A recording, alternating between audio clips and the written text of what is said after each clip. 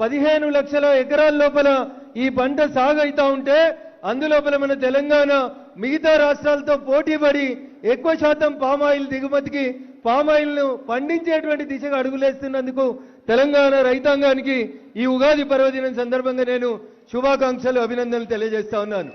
ఎప్పుడైతే 2021లో గౌరవనీయులు తుమ్మల నాగేశ్వరరావు గారు అశ్వరావుపేటకి ఈ ప్రాంతం నుంచి రైతుల్ని పంపండి అని చెప్పి అప్పుడున్నటువంటి మంత్రి గారు హరీష్ గారు అప్పటి కలెక్టర్ గారు అడిగితే దుబ్బాక ప్రాంతంలో ఎవరు కూడా ఈ పామాయిల్ పంట పెట్టడానికి కొంచెం హెసిటేట్ చేసినప్పుడు మొట్టమొదటి రైతుగా దుబ్బాక నియోజకవర్గంలో నేనే నా సొంత గ్రామం బొబ్బాపూర్ లోపల పామాయిల్ పంటకి శంకుస్థాపన చేయడం జరిగింది.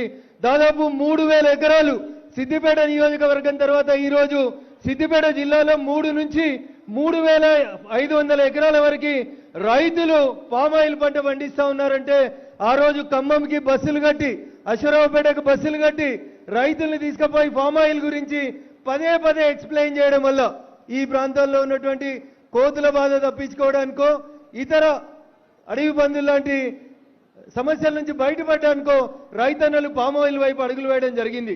నిజంగా పామాయిల్ పంట ఒక రకంగా చెప్పాలంటే రైతుకి మంచి ఆదాయాన్ని ఇస్తా ఉంది. కాబట్టి రైతన్నలు ఎవరెంత చెప్పినా రైతు అన్ని లాభ నష్టాలని బేరీజు వేసుకున్న తర్వాతనే తన పొలంలో ఏ పంట వేయాలనేది నిర్ణయించుకుంటాడు. ప్రభుత్వం ఎన్ని ప్రోత్సాహకాలు ఇచ్చినా ఎన్ని సబ్సిడీలు ఇచ్చినా రైతు తన రోజువారీ వ్యవసాయం పనులోపల తనకు నష్టం లేదనుకున్నప్పుడు మాత్రమే ఆ పంట వైపు ముందుకు పోతాడు. పండించిన పంటని పొలం దగ్గర నుంచి ట్రాన్స్పోర్ట్ చేసే బాధ్యతను కూడా ప్రభుత్వం తీసుకొని ట్రాన్స్పోర్ట్ ఖర్చులు కూడా ప్రభుత్వమే ఇస్తుంది. కాబట్టి రైతన్నకి మార్కెట్ పోవాలి, ఆరవేయాలి, వాన పడ్డది, రాళ్లు పడ్డాయి, ఆగమైపోయినామనేటువంటి బాధ లేకుండా ప్రశాంతంగా రైతు 365 రోజులు ప్రశాంతంగా ఉండాలి అంటే పామాయిల్ వైపు మనందరం కూడా నడవాలని చెప్పి మీ అందరినీ కూడా కోరుకుంటూ ఆ దిశగా గత ప్రభుత్వం ప్రస్తుత ప్రభుత్వం చేస్తున్నటువంటి పనిని అభినందిస్తూ ఎద్దేడ్చిన వ్యవసాయం రైతేడ్చిన రాజ్యం బాగుపడదు. కాబట్టి రైతన్నల సంక్షేమం కోసం మీరు మేము అందరం భారత ప్రభుత్వం ఇస్తున్నటువంటి సబ్సిడీలు ప్రోత్సాహకాలను తీసుకొని ముందుకెళ్లాలని పామాయిల్ సాగు దిశగా మనందరూ అడుగులు పడాలని మీకందరికీ మరొకసారి ఉగాది పర్వదినం సందర్భంగా శుభాకాంక్షలు అభినందనలు తెలియజేస్తూ సెలవు తీసుకుంటా ఉన్నాను. జై జవాన్, జై కిసాన్.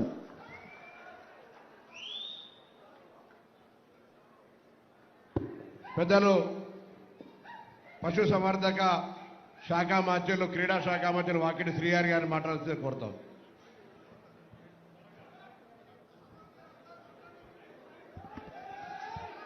రైతులు మాట్లాడతారా? మాట్లాడతారు. కూర్చోండి, మీరు కూర్చోండి దయచేసి. No no no no no జై కాంగ్రెస్, నో జై బీఆర్ఎస్, నో జై బీజేపీ, ఓన్లీ జై రైతు. ఏంది? జై జవాన్. ఎంత